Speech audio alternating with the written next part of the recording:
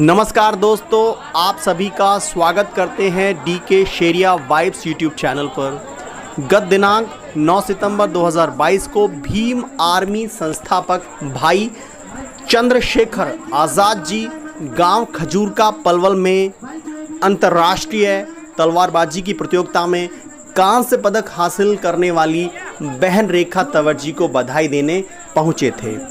भाई जी ने बहन रेखा तंवर जी को सम्मानित किया था, उनका उत्साह बढ़ाया था तथा बहन जी की भूरी भूरी प्रशंसा भी की थी। भाई जी ने सोए हुए समाज को जगाने के लिए एक दमदार भाषण भी वहां पर उपस्थित लोगों को दिया था, जिससे कि वहां उपस्थित युवाओं में उत्साह व शक्ति की लहर उमड़ पड़ी थी। सभी युवा भाई चंद्रशेखर आज़ाद जी को सुनकर काफ़ी खुश और जोश में नज़र आ रहे थे। भाई जी ने अपने भाषण में ऐसी ऐसी बातें कही थी जिन्हें सुनकर सभी युवा मंत्रमुग्ध हो गए थे। समाज पार्टी के राष्ट्रीय अध्यक्ष भाई चंद्रशेखर आज़ाद जी का गांव खजूर में हरियाणा में पहुंचने पर मैं स्वागत करता हूं और इनके साथ ही भाई चंद्रशेखर आज़ाद, भीम आर्मी, भाई चंद्रशेखर आज़ाद। सफलता महलों की मोहताज नहीं होती। सफलता जो है वो महलों की मोहताज नहीं होती। जिसके अंदर जज्बा होता है वो करके दिखाता है। मैं आपसे भी अपने दिल की बात रखना चाहता हूँ। मैं जब जेल में था पहली बार, 16 महीने खुद में बहुत बड़ा दिन होता है। एक एक दिन जो है मैं इस बात के साथ गुजारता था कि जब मैं जेल से बाहर जाऊंगा तो बाहर निकल के काम करूंगा, मेहनत करूंगा। मैंने इतिहास पढ़ा, मैंने देखा हमारा समाज जो है ना वो पांव छूने वाला समाज बना हुआ है। वो पैर छूता है, पद के हिसाब से पैर छूता, सफलता के हिसाब से पैर छूता है। बहुत सारे बड़े मुझसे बड़ी उम्र के लोग आते हैं पैर छूने के लिए। तो मैं आज आपसे कहना चाहता हूँ, बाबा साहब की स्टैचू लगी हुई, कि मैं आपको पैर पकड़ने वाला और पैर छूने वाला समाज नहीं देखना चाहता। मैं आपको पैरों पे खड़े होने वाला समाज देखना चाहता हूँ। पैर छू के और तलवे चाट के हम लोग कभी अपनी पैरों पे नहीं खड़े हो पाएंगे, बुनियादी रूप से मजबूत नहीं बन पाएंगे। मैं भी रास्ते में आ रहा था, भक्ताई हमारे लोगों से ज्यादा कोई करता नहीं। मुझसे भी जिद करते हैं चलो बाबा साहब की स्टैचू पे माला चढ़ाओ। और मैं ये कहता हूं कि बाबा साहब अम्बेडकर पहले वो व्यक्ति थे आधुनिक भारत में जिन्होंने कहा कि मैं मूर्तियों में नहीं किताबों में हूं, मुझे पूजने की नहीं पढ़ने की जरूरत है। मगर इस समाज ने उनको भगवान बना के उनके विचारों का कत्ल करने का काम किया है। और ये समाज, इसमें मैं भी हूं, हम बराबर के जो है ना भागीदार हैं उनके बच्चों के कत्ल के। आप याद करो, मैं उस समय पैदा नहीं हुआ था, लेकिन जिस समय बाबा साहब हमारे लिए लड़ने के लिए गोलमेज गए और हम इतने निकम्मे नालायक लोग थे कि उनके परिवार की रक्षा सुरक्षा भी नहीं कर पाए, वो हमारे लिए लड़ने के लिए, संघर्ष करने के लिए, पढ़ने के लिए विदेशों में गए। और उनके बच्चे जो हैं वो सुविधाएं, इलाज, खाने पीने की कमी कारण मर जाते। इस समाज को अपने अंदर झांकना चाहिए। जिस रहबर की वजह से आज ये मेरी बहन यहाँ रेखा खड़ी है और मेरे तन बदन पे कपड़े हैं, मुझे अधिकार मिला सम्मान से जीने का, बोलने का, हक अधिकार की लड़ाई लड़ने का। उस रहबर के बच्चे जो हैं वो इलाज न मिलने के कारण मर जाते हैं। ये समाज बैठा देखता रहता है। ऐसा तमाशे नहीं समाज है।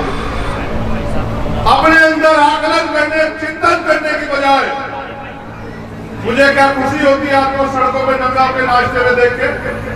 नहीं, मैं आपको भीड़ नहीं बनाना चाहता, मैं आपको भक्त नहीं बनाना चाहता, मैं तो आपको लड़ने वाला योद्धा बनाना चाहता हूँ। क्योंकि ये लड़ाई योद्धा जीत सकते हैं, भेड़ बकरी में कोई लड़ाई नहीं की इतिहास गवाह है। अगर आप पढ़ लिख के तैयार नहीं होंगे, आप अपने पैरों पे खड़े होने के लिए मेहनत नहीं करोगे, तो दुनिया की कोई ताकत इतिहास में आपको आने वाले कल में भी आपको सम्मान और अधिकारों का जीवन दे ही नहीं सकती। आप हजारों साल से रो रहे भगवान के आगे, आप जो है लाखों साल से जो है इतिहास गवाह है कि आप इस देश में जो है गुलामी का जीवन जीने के लिए मंजूर हो। आपकी जिंदगी ऐसी नहीं थी। आप इतिहास पढ़ो मौर्य काल का, आप इतिहास पढ़ो ईसा से पूर्व का। आपने देश में राज किया, आप इस देश की शासक वर्ग होते हैं। हरियाणा की राखी गढ़ी उसका उदाहरण है। लोथल, कालीबंगा, मोहनजोदड़ो ये उदाहरण है उसका। सिंधु घाटी की संपदा, इस देश का शासक वर्ग रहे आप लोग। आज आपके हालात देखो कि अखबार पढ़ते हैं तो रोज सुबह अखबार में देखने को मिलता है कि आज एक बच्ची का सामूहिक रेप हो गया, आज एक बच्ची को तेजाब सजा दिया, आज एक बच्ची को जो है हत्या कर दी, आज एक बच्ची को रेप करके पेट पर लटका दिया, आज एक जो है घर उजाड़ दिया, गांव उजाड़ दिया, मूछे रखने पे, घोड़ी चढ़ने पे जो है आपके स्वाभिमान सम्मान के साथ जो है खिलवाड़ होता है। जितना आदमी संघर्ष से सीखता है, जितना आदमी इतिहास सीखता है, उतना गुरु से भी सीखता है। मैंने भी अपने जीवन में गुरु बनाया, आज वो जिंदा नहीं। उनका नाम है रहबर मान्यवर साहब श्री काशीराम। मैंने उनके जैसा संत भी दुनिया में नहीं देखा इतिहास पढ़ के। फकीरी से भी ज्यादा फकीरी का जीवन जी के और एक सिंगल का जमीन एक पैसा आपसे नहीं लेके गए, लेकिन मेरे जैसे और आपके जैसे हजारों लोग तैयार करते गए। तो मैंने इतिहास पढ़ा, मैंने दुनिया का इतिहास पढ़ा, भारत का नहीं दुनिया का। मैंने ये पढ़ा कि दुनिया में जो सबसे बड़ा तानाशाह हुआ जिसको हिटलर कहते हैं, हिटलर ने दुनिया के बारे में लिखा और देश के बारे में, भारत के बारे में भी लिखा। उन्होंने लिखा भारत का जो शोषित समाज है, भारत का जो बहुसंख्यक समाज है, वो सिर्फ और सिर्फ ताकतवर लोगों की कॉपी करने के अलावा, उनके पीछे करने के अलावा अपना कुछ बना के खड़ा नहीं करता। आज भी हमारे लोग यहाँ मेरी जिंदाबाद करते रहो, जय भीम के नारे लगाते, उसकी आपकी जिंदगी नहीं बदलेगी। अगर आप मेहनत करके संघर्ष करके आगे बढ़ने का रास्ते नहीं निकालोगे तो कैसे जिंदगी नहीं बदल सकती।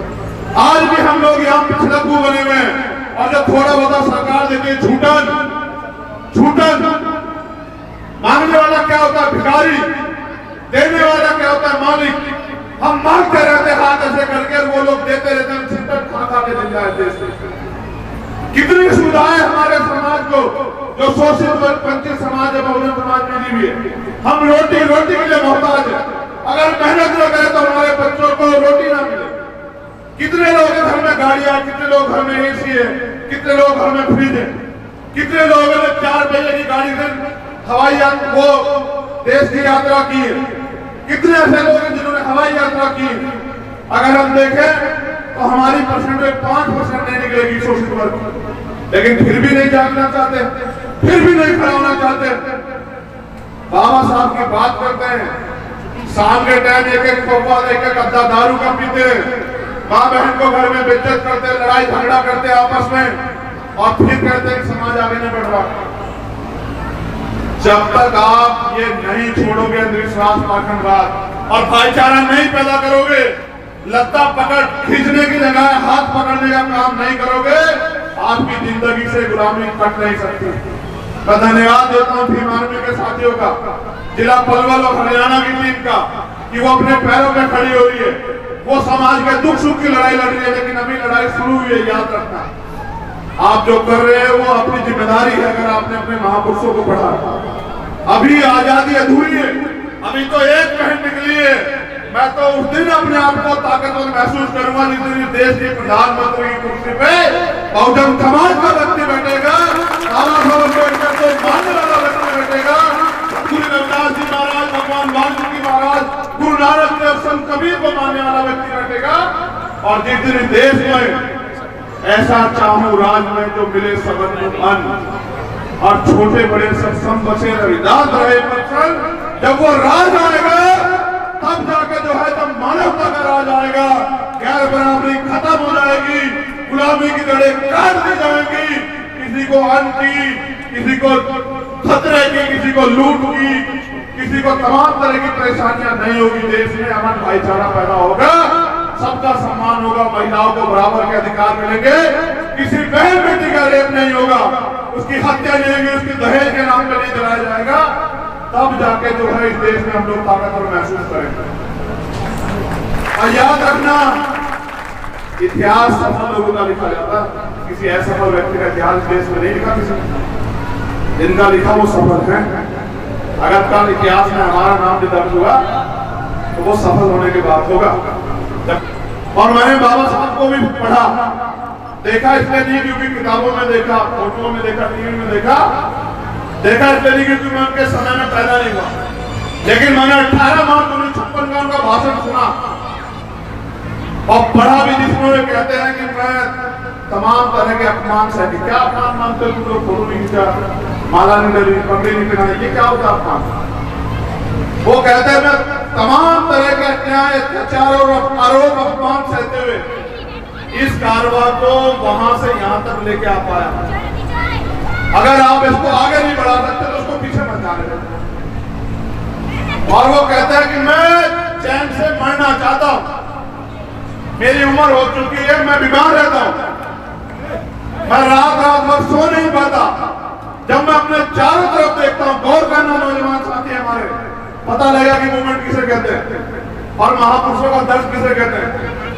तो कहते हैं जब मैं अपने चारों ओर देखता हूं तो एक भी नौजवान ऐसा नहीं दिखाई देता जो इस तंबू का, तंबू कह रहे हैं आंदोलन को, जो इस तंबू का बंबू बन के इस आंदोलन को आगे बढ़ा सकता।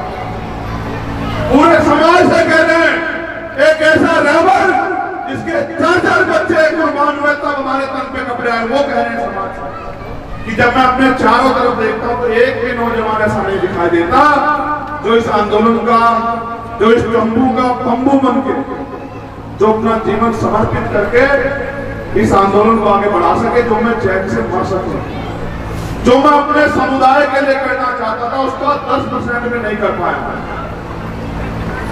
मेरे सारे सपने अधूरे हैं। अब बताओ, जिनका बाप ये कह के मर जाए कि भाई रोते हुए कि मैं यार कोई सपना पूरा करना चाहता था, मैं कर नहीं पाया, और उनकी निकम्मी औलाद उनके सपने को और पीछे चले जाए, तो उस रहबर को भी जो है क्या महसूस होता होगा। उन्होंने कहा आगे बढ़ जा, आगे चले जाए, पीछे मत जा। आज कहां उनका सपना, क्या हैसियत है इस देश में हमारे? हम ही तो अपने आप में गौरवान्वित है कि नौकरी मिल गई बाबा साहब के आरक्षण की वजह से, और पंचायत से लेके और एमपी तक बन के बाबा साहब के आरक्षण की वजह से, जमीन मिल गई बाबा साहब के आरक्षण की वजह से, पढ़ाई होगी बाबा साहब के संविधान की वजह से। इसके अलावा बताओ क्या कमाया आपका? तो अगर अपने महापुरुषों के साथ गद्दारी करोगे तो इतिहास आपको माफ नहीं करेगा और आपका वजूद भी खत्म हो जाएगा, जैसे आज हालात। तो जब मैंने उनको पढ़ा तो मुझे महसूस हुआ, क्योंकि उन्होंने नौजवानों के लिए एक बात और कही कि अगर आप अन्याय सहते सहते मर जाते हैं तो आपके आने वाली पीढ़ी देश में गुलाम होगी, जैसे आज हम लोग। अगर आप अन्याय के खिलाफ लड़ते हुए मरते हैं तो आपकी आने वाली पीढ़ी इसका बदला जरूर लेगी। उन्होंने कहा अन्याय सहने वाले से अन्याय करने वाला ज्यादा, अन्याय करने वाले से अन्याय सहने वाला ज्यादा दोषी होता है। तुम्हारे साथ अन्याय होता है, बताओ तुम्हारा रिएक्शन क्या है? वो तुम्हें पीटते हैं, सताते हैं, लूटते हैं, रेप करते, हत्या करते, आप चीज के घर बैठ जाते हो और कह रहे हो कि हम सम्मान चाहिए। कहां से मिल जाएगा सम्मान? सम्मान के लिए तो उन्होंने एक लाइन कही है कि जिस कौम में बलि के बकरे तैयार नहीं होते वो कौम कभी आजादी और अधिकार प्राप्त नहीं करती। और बलि के बकरे किन्हें कहते हैं? जो अपना जीवन समाज के नाम समर्पित करें। और ऐसे नौजवान साथी भीम आर्मी के माध्यम से इस मूवमेंट को चला रहे हैं। मैं इस मंदिर के प्रांगण में, इस ऐतिहासिक जगह पे उन भीम आर्मी के तमाम और दुनिया में जो लोग काम करें सभी साथियों का धन्यवाद करता हूं। लेकिन याद रखो, महापुरुषों की चीखों को, महापुरुषों के त्याग बलिदान को याद रखो। अभी लड़ाई अधूरी है, जैसे इसकी लड़ाई अधूरी है कि इसको एक और बार समाज को गौरवान्वित करवाना और गौरवान्वित करवाते रहना है और देश को भी गौरवान्वित कराना है। वहीं आप लोगों को भी समाज में महापुरुषों के सपनों को पूरा करना है। हमारे रास्ते में कांटे बहुत लोग बिछाएंगे, हमारे खिलाफ झूठी अफवाह आरोप बहुत लोग लगाएंगे, लेकिन हमें आगे हाथ पकड़ के हमारा आगे नहीं लेके जाएगा, हमें अपने रास्ते खुद बनाने पड़ेंगे, याद रखना।